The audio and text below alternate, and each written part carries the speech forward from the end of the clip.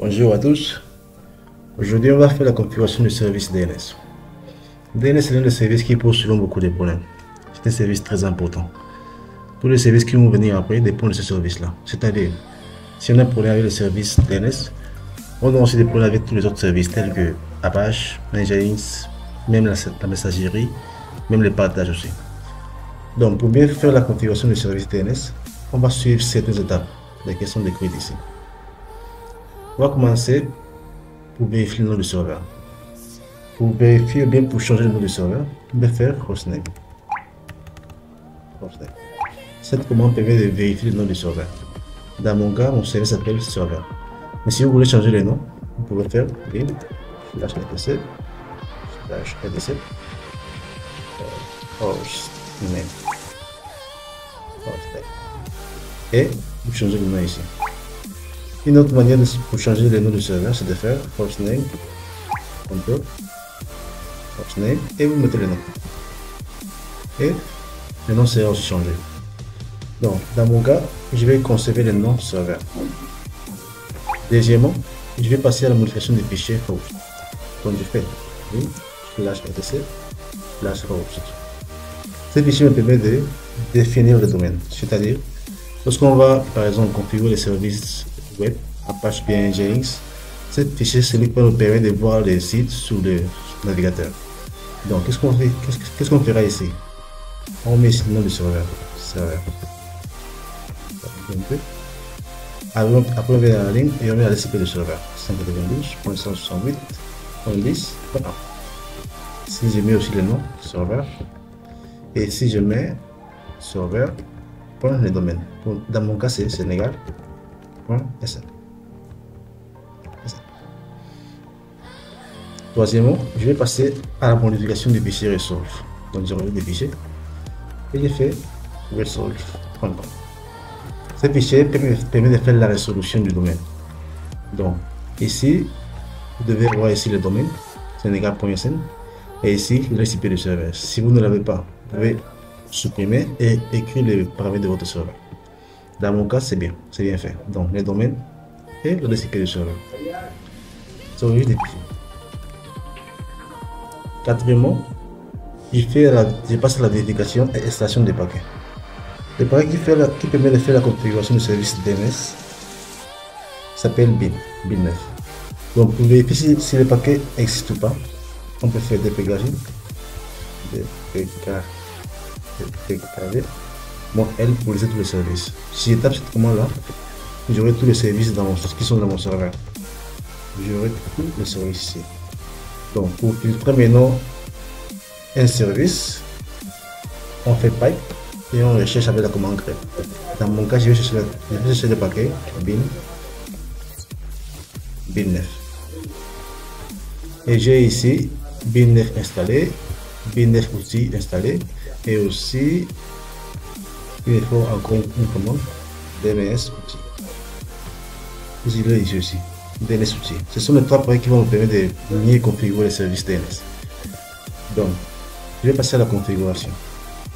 Donc, je commence par définir les zones. Donc, pour définir les zones, on va aller dans le répertoire cd/etc. Et ici, si on affiche le contenu, on a ici plusieurs fichiers. Les fichiers namet.conf qui gère la configuration générale. On vient le fichier namet default zone, celui qui gère toutes les zones. Maintenant, pour la création des zones, on peut utiliser soit ces fichiers ou soit ces fichiers-là. Ça dépend de vous. Si j'affiche le contenu du fichier namet.conf, je verrai ici qu'il va faire appel au quoi? Il va faire appel au fichier namet.conf.default zone. C'est-à-dire, je peux définir les zones dans ce fichier ou bien je peux définir les zones dans le fichier default zone. Dans mon cas, je vais le faire dans le fichier default zone. Donc, je vais faire namet.default zone. Et ici, qu'est-ce que je vais faire? Je vais aller tout en bas du fichier. Je vais copier cette dernière ligne là. Donc, je fais échappe. C'est 1, 2, 3, 4, 5, 6, 7, 8, 9 lignes. Donc, je fais 9 y 9 lignes copie. Je pas tout en bas, je tape P pour coller. Qu'est-ce qu'on va faire maintenant? Ici, je vais venir ici et j'efface. La zone directe, je vais mettre un commentaire ici. Je mets GES, non, point virgule, zone directe.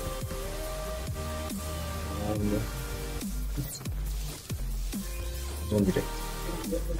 Bon, on fait ici le domaine Sénégal.sn et type c'est master et le fichier s'appelle V.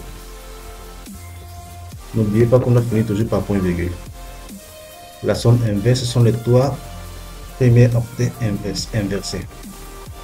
Donc, les trois premiers octets inversés. Donc, pour moi, c'est bon, je vais te montrer là-bas. Zone inverse.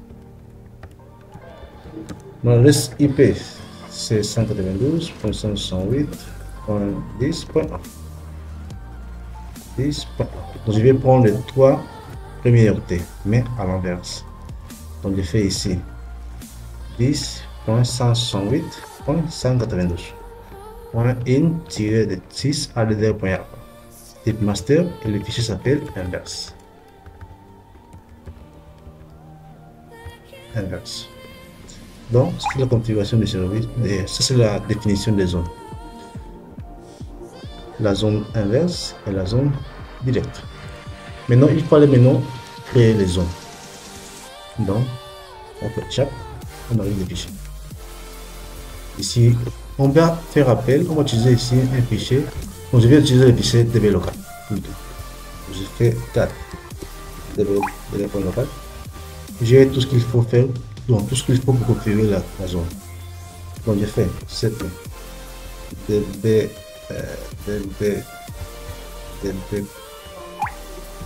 local direct.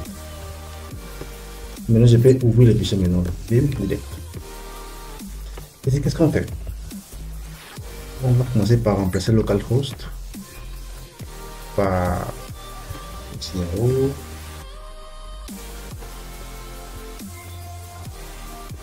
Le serveur, le nom du serveur, le domaine. Sénégal. Il y a toujours un point à la fin, donc n'oubliez pas. Ici, je fais la même chose. Serveur, point, Sénégal, point, c'est point, SN. Ici, pareil, donc je fais ici, Sénégal, point, SN, Sénégal. Serveur, point, Sénégal, SN. Toujours un point à la fin. Ici, la RCP du serveur, 192, 168.10. Ici, je répète, serveur, donc Sénégal, SN. Ici, maintenant, ça c'est l'enregistrement. Je vais utiliser l'enregistrement CNN pour la zone directe. Ici, je mets l'alias. Je vais utiliser l'alias 3W, c'est-à-dire sur le navigateur, je pourrais faire www.senegal.sn. Et pour l'adresse IP, je vais utiliser le nom du serveur, c'est-à-dire l'adresse IP va pointer vers le nom du serveur. Ici, j'ai pas besoin de ça. Quelles sont les configurations qu'il faut dans la zone directe? C'est juste des fichiers. Nous, je vais créer maintenant la zone inverse à partir de la zone directe. Donc, je fais CP direct inverse. Si j'ouvre maintenant le fichier inverse, tout ce qu'on va faire ici, c'est de changer l'alias. Si vous vous rappelez, dans la création de la zone directe, la zone inverse plutôt, on avait mis les trois premiers octets d'adresse IP inversée. Donc ici, on va mettre les derniers octets. C'était ici l'enregistrement, c'est Peter pointer et c'est tout. On peut maintenant enregistrer les fichiers.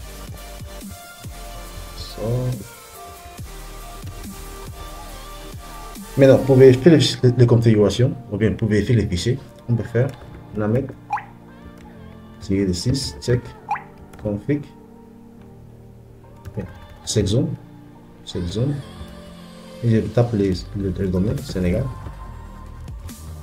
Sénégal.sn. Et je vérifie le fichier direct. Vous verrez qu'on n'a pas eu de problème. Si j'avais le fichier index, pareil. Je peux aussi vérifier les fichiers de configuration générale. Je fais check namet.check.conf, c'est namet.conf. Donc, on dit quoi ici?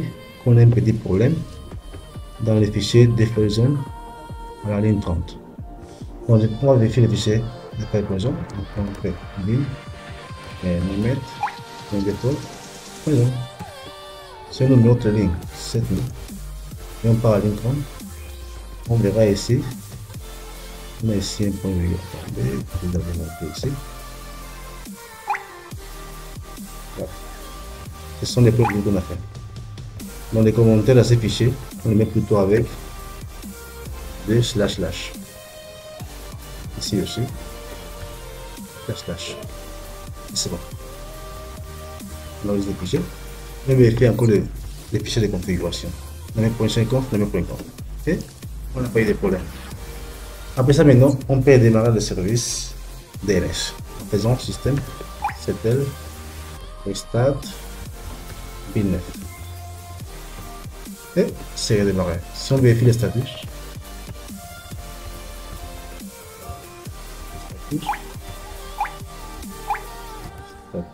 on voit que le service a été activé.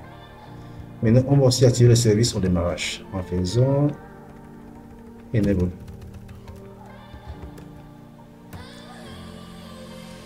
Alias alias name or linken. C'est bon. Donc je fais nslogo. J'ai ici accès à mon serveur. J'ai dans la liste du serveur 192.168.10.1. J'ai aussi accès à mon serveur. Donc, effectivement, le service fonctionne. Je peux aller dans les clients. Je tape aussi la commande nslogo. Et j'ai mon serveur ici. Avec le DSIP. Je tape aussi www.senegal.sn. J'aurai toujours une réponse de la part du serveur. Donc, voici la configuration du service DNS.